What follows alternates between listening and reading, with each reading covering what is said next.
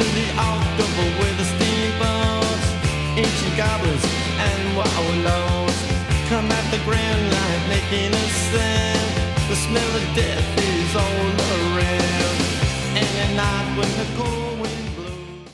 Hi guys, I'm back again with another review, and this will probably be the last review. You'll probably see of me for a while because I'm back to school next week, and I might not be able to do lots because it's my GCSE year. And because it's my GCSE year, I'll be busy doing schoolwork, so I'll be busy doing homework, coursework, revising for these GCSEs that we done in less than a year. Yeah, less than a year's time now.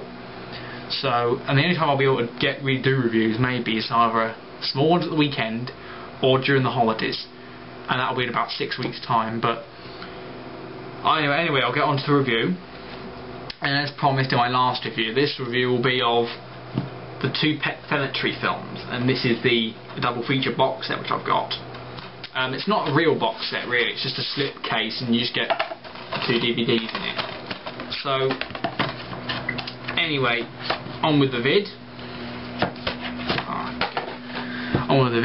I'll first by reviewing Pet Sematary. No one cares, nobody knows. The first Pet Sematary, based of course by the classic novel by Stephen King, who also wrote the screenplay to this film, is a great film. I mean, I liked it a lot.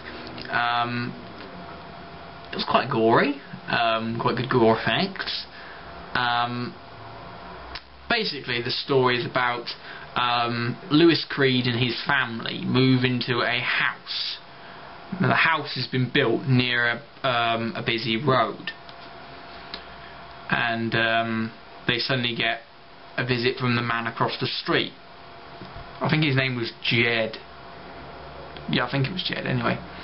And he basically then tells them about that road and saying that a lot of pets have been killed on that road, and then tells them, and then they find a path, and then they ask where that path goes, and he said, I'll show you later. And then later that day, true to his word, he shows them down the path, and they come across the old Pet Sematary, where Jed can actually remember burying his dog. And then no one really believes him. It's basically just an old ghost story of the town. But what no one realises, apart from Jed, is that the ghost story is true.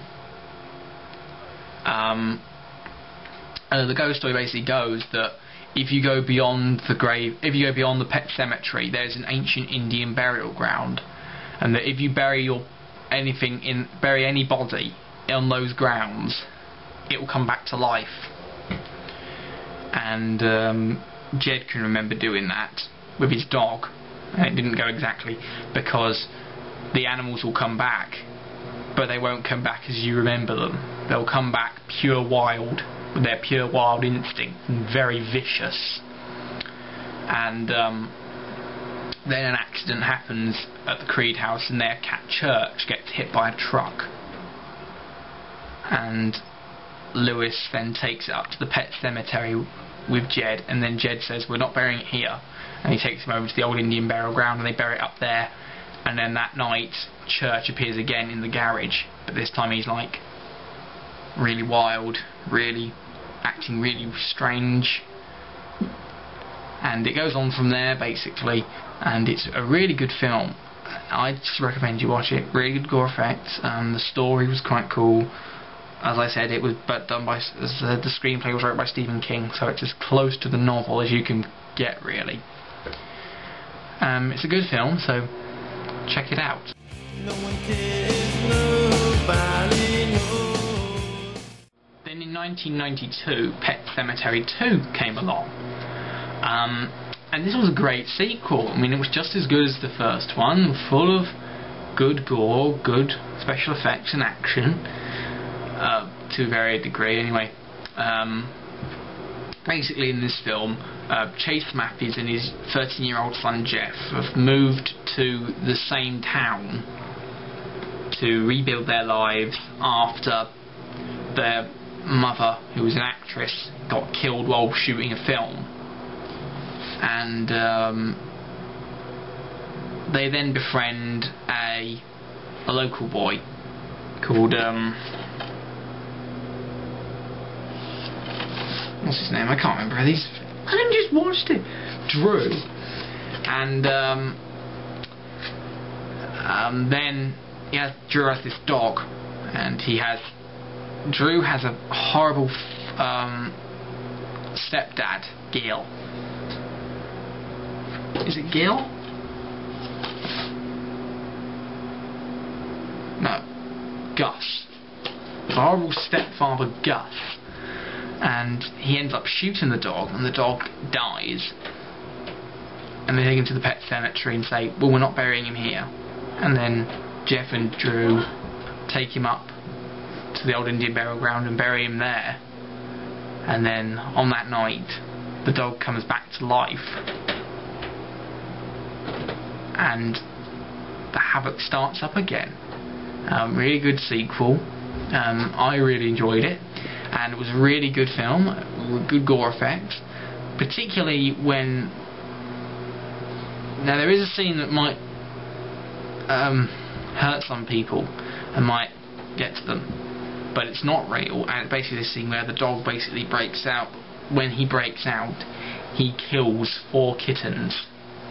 Not literally killing them, but the special effects are quite realistic. There's blood everywhere, and the kittens have all been decapitated. They're not real kittens, they're special effects kittens. The real kittens are fine. And it was really good. The dog was creepy, because they have quite a lot of creepy nightmare scenes in this one. One where Chase ends up going to bed with his wife, and then suddenly his wife ends up having the head of the dog, and then when he wakes up, the dog's actually sitting on the bed in front of him, and then tries to maul him and bites him in the neck, and it really is quite gross, that bit. But hey, that's the end of this review. You'll probably not see me for a while, because as I've said before, my GCSE year I'll be paying more attention to my schoolwork. So I'll probably be doing smaller reviews maybe at weekend, maybe during the next holiday, but the next review I'll be doing will be of infected films, my infected films. They're not close to zombie, they're close to zombie films, but they're not zombie films because the people that are doing it are still alive. So that will be like 28 days later, 28 weeks later, and Quarantine, which I've got. That'll be the end of this review. Oh yeah, and I'll also be adding Shaun of the Dead in there, because I didn't do Shaun of the Dead in my zombie film review, which I was going to do. No, I'm going to do that in my comedy review, which I'll do after my comedy review. So I'll see you then. I don't know when that will be, but see you then, and rock on. I don't wanna be buried.